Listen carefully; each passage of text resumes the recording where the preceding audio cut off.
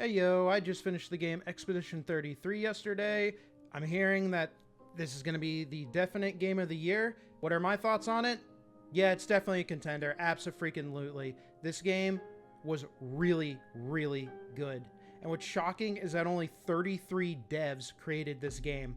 Hence the name Expedition 33, which didn't click with me until after I saw the end credits, humorously enough. By the way, I stream this whole game on my Twitch channel, SteveMWS. I also stream on YouTube when I'm able to as well.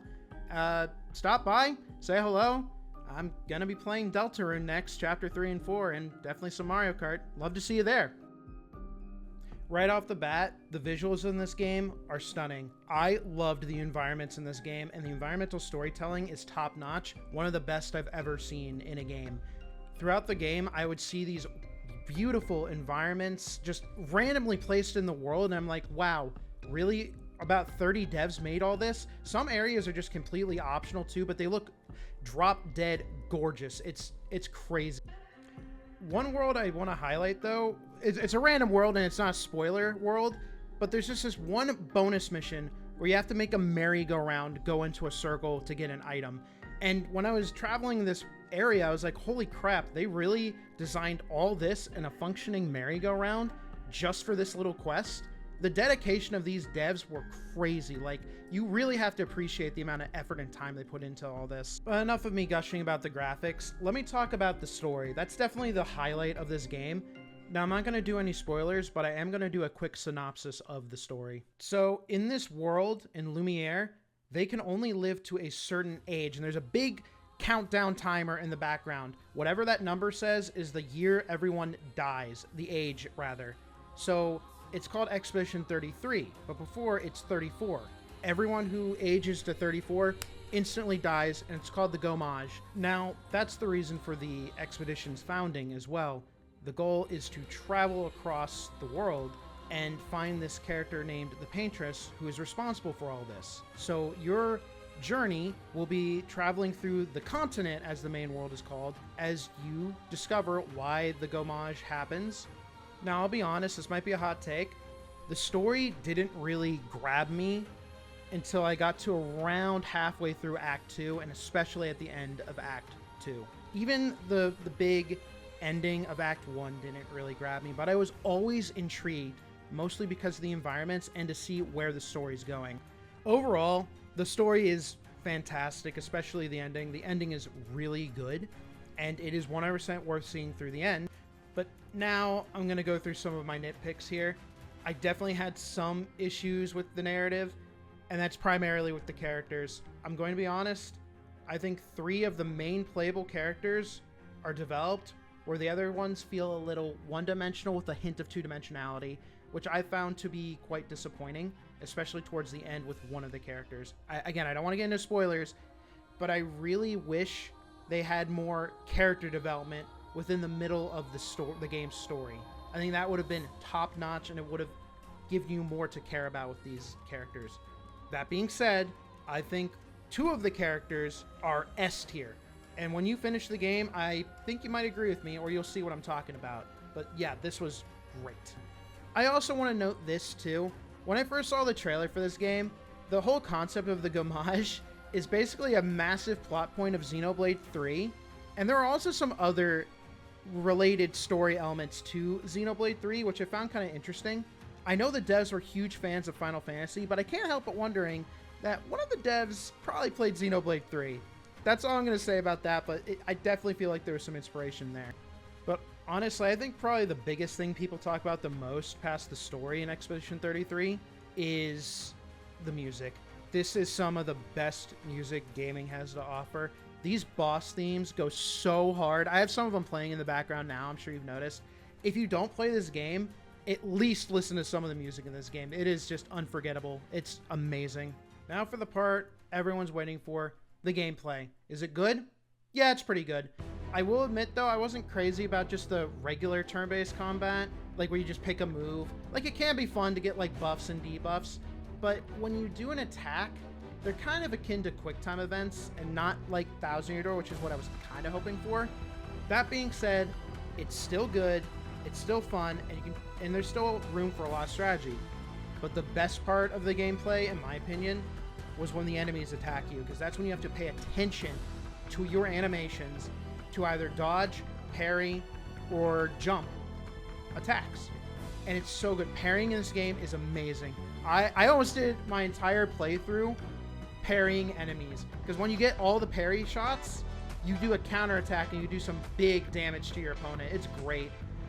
Another little gimmick that this game has to offer in between turns is shooting your opponent. You can just freely shoot enemies in the middle of a match. Some enemies have little weak points like orbs or lanterns or whatever, and you get rewarded for shooting them, or you can get punished if you do it incorrectly.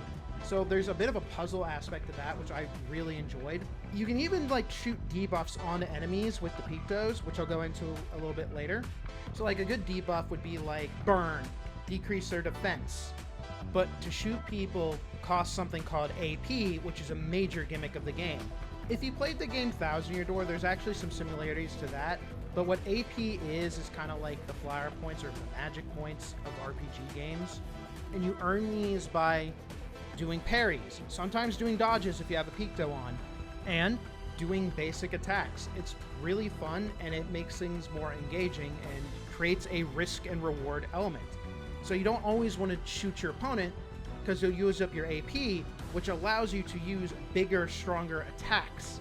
The pictos are basically like attaching accessories onto your character, and this is kind of like the badge system in Paper Mario, but there's something interesting about it. Every character can have up to 3 pictos equipped, but when you win 4 matches passively with it on, everyone can now activate that picto through the process called a Lumina, I think that's how you pronounce it, is when it really becomes like the badges in Paper Mario, because then you can equip each skill and stack. Some of the skills are like get an AP when you start a game, higher chance of afflicting burn, or you could add a 25% buff to your attacks but lose the ability to heal.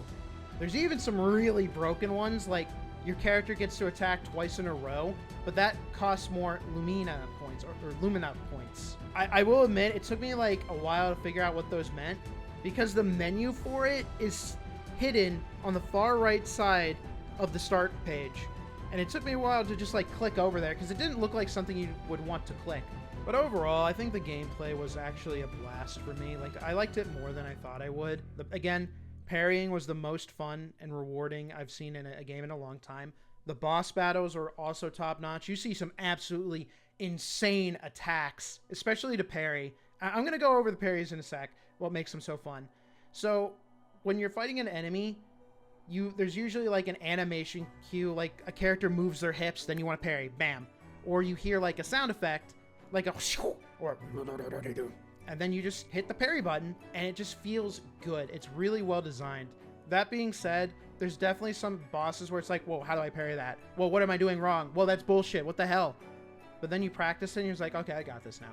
So it's a very interesting and fun mechanic, and I think it's the ideal way to play. I also want to give a quick shout out to the voice actors. The voice acting in this game was really good, especially Ben Starr. I don't want to spoil what his character is, but he is an amazing actor. He's everywhere. He's awesome. There's a reason people love that guy. Unfortunately, this isn't a perfect game. There's no such thing as a perfect game. I did have a lot of gripes with this game as well. Nothing massive that ruins the experience, but I'm going to go into some of those. There's no fast travel in this game. Eventually, you will unlock an overworld to find smaller worlds, which is the main course of the gameplay. It's fun to explore that world, but there's no fast travel. You don't unlock it, and it's not a large map, but it's still very annoying to go from one end to the map to the other. Another thing I'm going to complain about, this is also small, but it's kind of a small spoiler. When you get to the final act, the whole world opens up, and you're able to explore anywhere. This is very much like Chrono Trigger's ending, but one thing I didn't like is that everything was curb stomping me. I felt underleveled throughout the entire Act 3. And I played the game on Expert, which was challenging, but mostly fair. I think the balance of the game was great, until you got to that Act 3 bonus content. I didn't know where to go in order to challenge my appropriate level. Like, I was around level, I believe, 50 when I got to Act 3, and I just was, like, getting steamed everywhere. Some of these areas are, like, up to, like, level 70. The The bonus area with one of the hardest bosses in the game is recommended level 90. That being said, the game doesn't tell you what the recommended level should be. I had to Google that, which is one of my pet peeves. I really wish they showed levels in this game, or at least the ability to turn it on, so that way I knew where to go and where not to go. I also ended up lowering the difficulty when I got to Act 3 because I just wanted to start blasting through it. And Intermediate, or Expeditioner, was still quite challenging. So you don't need to play this game on Expert if you want to have challenging gameplay, which is nice. I appreciate that. There's no markers for your map, so if you find something cool or a boss you want to fight later on, you can't mark it on your map for later, which I think was very disappointing and just unfortunate. That was just not great. There's also times where I got kind of lost in the world too, and I kind of wish there was like, I don't know, like in Xenoblade X, they have like this ore ball that you can activate, and it's like, oh, go this way to the quest. That might just be a me thing, but that was another one of my nitpicks. Dying is also a little unforgiving in this game, especially towards bosses. It's the same problem I have in like Dark Souls and Lies of P. You die to a boss, and then they want you to go through this whole run back to get that boss. There's an area in this game that's just a dark cave. And to get to the boss, you got to go through a bunch of corridors and all that to fight him. And I ended up dying on him like once or twice. And I had to figure out where all those corridors were. And it was just kind of annoying, and it's not the only example. Two more things I can think of off the top of my head. I really wish you could restart battles when you're getting your ass whooped. That would be great. You can go back on an old save, which is nice, but it's still very time consuming. Last thing is that you can't leave certain levels unless you get to the flag. And I think that's like later in the game. I really wish you could pause and be like, oh, I want to leave this area. I don't feel like running all the way back to a flag.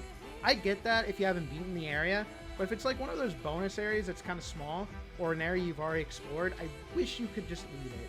Even though it took me time to get into Expedition 33, I'm glad I played it. It was absolutely worth it, and I do see what people are talking about when this is like game of the year.